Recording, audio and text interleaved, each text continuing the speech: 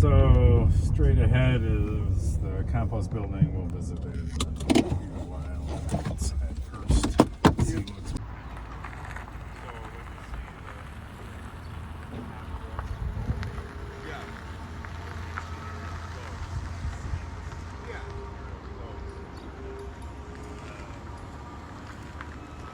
propagate.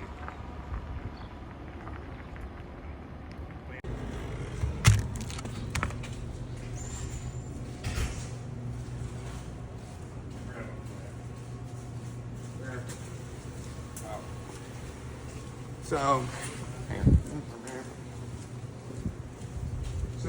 jar storage and then whatnot is on this side because that's where the slicing line is. Nice. Yeah, he put that in right before I left. So I guess they're doing a bunch of retail or wholesale to retailers now package stuff. So this is the original construction of the farm here. We built this in 1987, 88. So kind of looks a little bit raggedy. Oh, has character, functional. Well, we're dealing with a very humid environment. Rust loves it. So we have, in this part of the building, we have 6 growing houses. 5 of them we're growing creminis, portobellos, and white mushrooms. The other house we use for exotic production. So oysters, lion's mane, I love mostly. this lion's mane.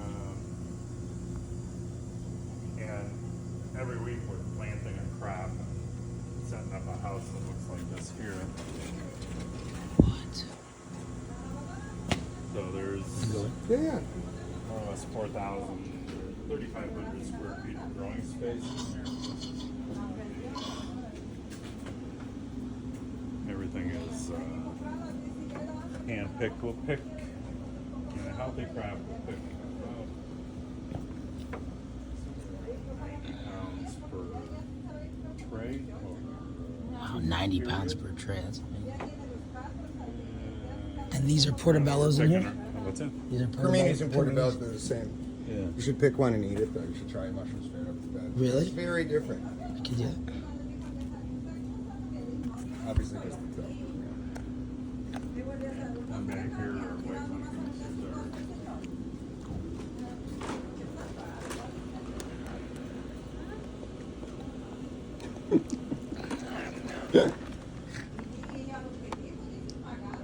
These are, which ones? These White are creminis? Yeah. Those are whites, yeah, white button. I'm not gonna lie to you, I enjoyed that. It was a weird texture. Very different. But it was so different than what I was used Yeah, to. it's the flavor profile. Like after they sit, in a cooler. So this is the 3rd day of harvest, and these beds, the beds are managed each. We have harvest. We just started this about 2 months ago, but we have harvesting teams. So one of the things that mushrooms are growing at 4% an hour.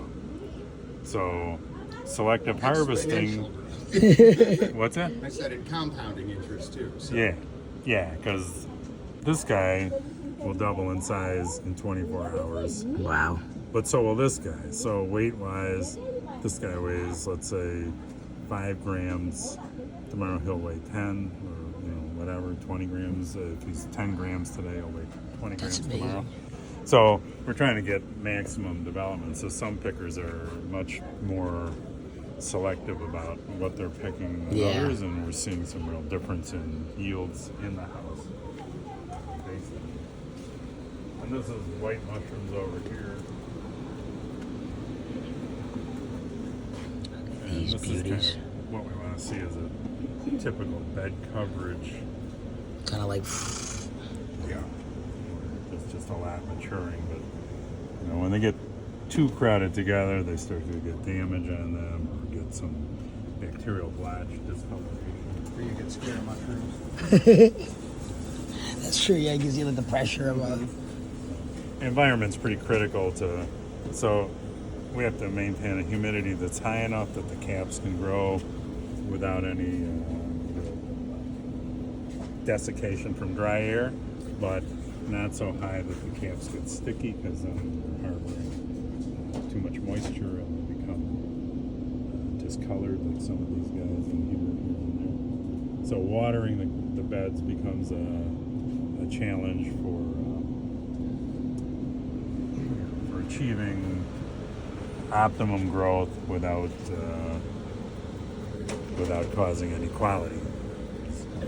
Poundage, we can grow tissue, basically weight, but growing quality, which brings a better dollar. Exactly. And pretty much the majority of what we're producing now is Quality. for retail, so it's got to look sharp. Yeah. Quantity versus quality. So, But because we have also a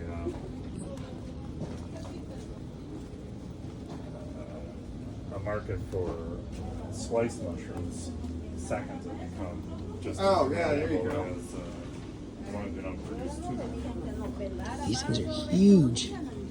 These guys. I see those in the store. I'm just like.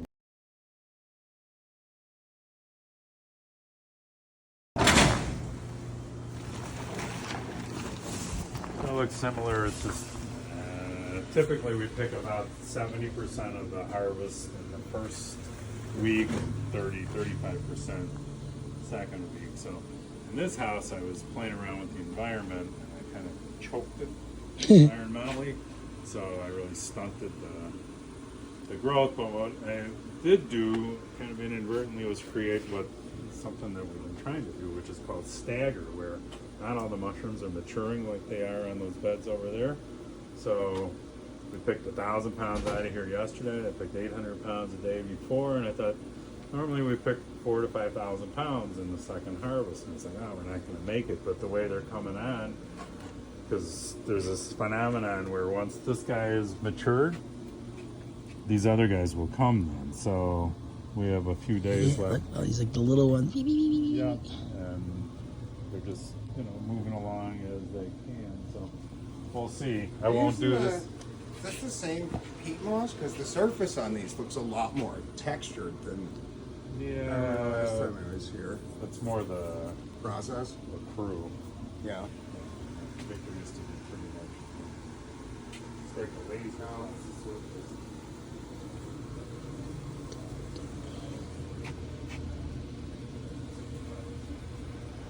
Yeah. Well, isn't because Younger than the first one we were in, and so just forming mushrooms here now, so you can just see a little bit of mushroom development on the surface. We're about a week away from harvest, so everybody's doubling in size now. So tomorrow this will be more visible. Saturday more visible. Sunday Yeah, see the little more guys. visible. Monday more. And More. we'll start harvesting maybe a little bit on Monday, even though not much to see today. Yeah. What's your plan in here today? Anything? Haven't got that far. I wanted to run by ideas on case run, but What do you got? lines from the back. yeah, and you'll see where the next building over is the phase 2 compost. Put the light. Oh. There we go. Yeah, so all that white thready material. So it's a mixture of stable bedding, which is horse manure and organic straw, non-GMO soybean meal, chicken manure for ammonia, Yeah, I which was also they debating, need. So all of that you'll shut see the starts fan off, outside, try to filter CO2. gets hot enough to pasteurize and start breaking down a lot of the stuff in the straw, so the mushrooms can use it, and then it gets inoculated with spawn and put into the phase 2. Okay. Yeah. It's so. I love the process of this. It's like so intricate and. Well, here you go. Little oysters. So beautiful. It's so, So- pretty. These are the bones of the old growing system that used to be used here, that the farm was originally built to operate with.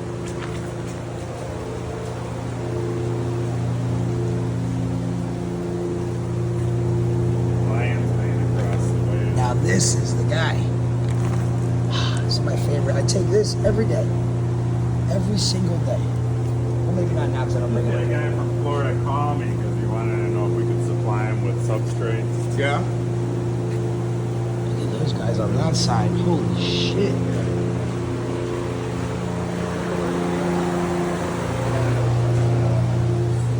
Holy smokes.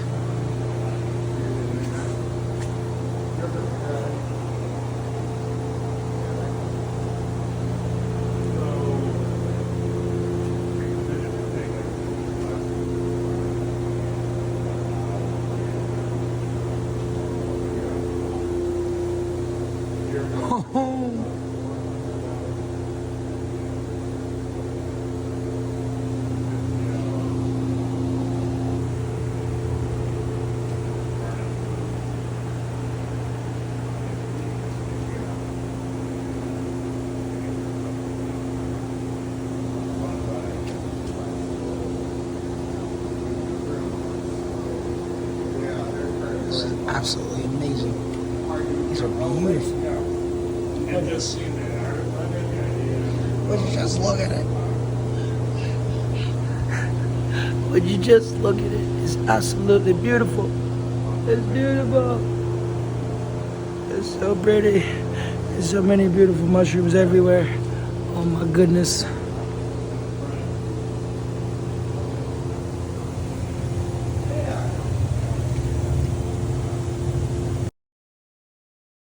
tunnel around the corner. We'll go over there. And then on Mondays, on Tuesdays, a crop gets planted. With 9 guys working, we have through these doors right here, this wall. I've got 50 tons of compost that's Oh shit. Yeah, you can kind of give it a little, you can smell it a little bit. Yeah. It's awesome. From there, it goes through a 7-day process here where it's pasteurized, and then what we call conditioning occurs, where microbes digest the raw food and convert it into food available for mushrooms.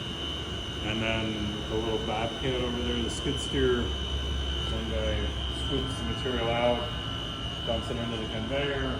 The guy perched up here, he's throwing our spawn or inoculum into the compost, so it goes into the hopper, gets mixed up, gets dropped into a tray, goes down the line, gets compressed, gets stacked, and goes into one of 2 incubation rooms here. And the crop stays in there for 13 days. And then on day 14, we take the trays out one by one, run them down the line again, and then we're mixing soil in this huge guy behind you here. And the Rota. It's a sheet twice as big as that sugar. Yeah. Thing's got a steering wheel, man. You're hitting drifts on this bad boy. Tokyo drifting, dog. Bum, bum, bum, bum, bum, bum, bum, bum.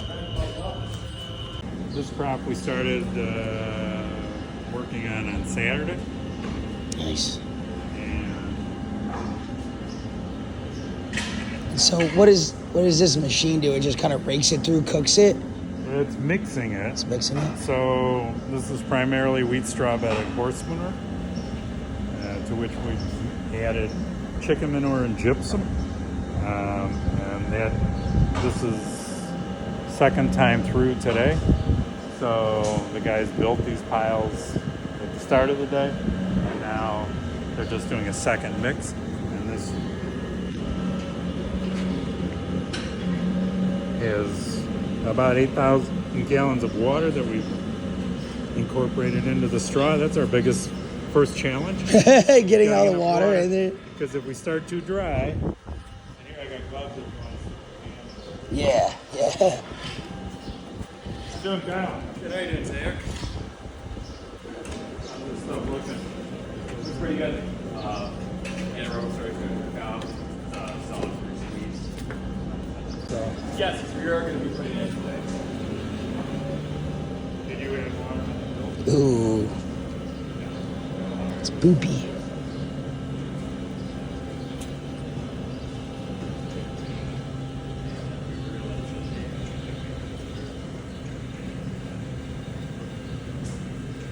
cow manure and chicken manure. A bunch of other kid stuff for the mushies. For the guys. And then it goes down the line. It gets churned up in there, and they redo it, throw it in a couple times, get good compost. Just good stuff.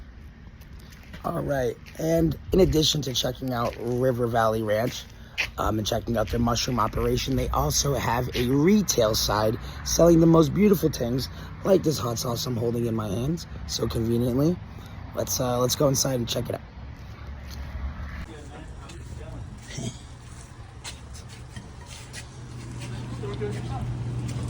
All right, so a beautiful local market filled with organic, just healthy options, you know, all the way down from they bottle their own sauces, hot sauce, pickled vegetables, as you can see right here, down to just the freshest of the fresh.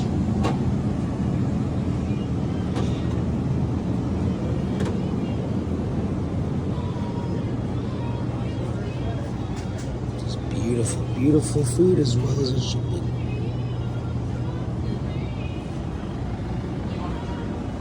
They do bratwurst and sliced deli meats. It's a beautiful thing.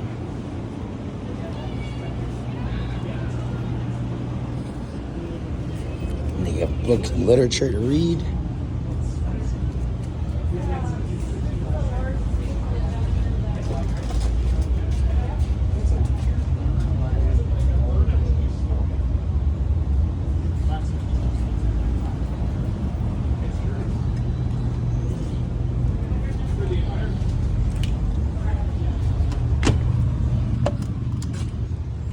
Awesome. I do got to say that my trip out here in Lake Geneva, going to River Valley Ranch, check out the mushroom operation, has been amazing. Me and Jordan have been talking about getting out there for quite some time and years, and finally made it and couldn't be happier. So to all my fellow senderos out there, looks like another send to me.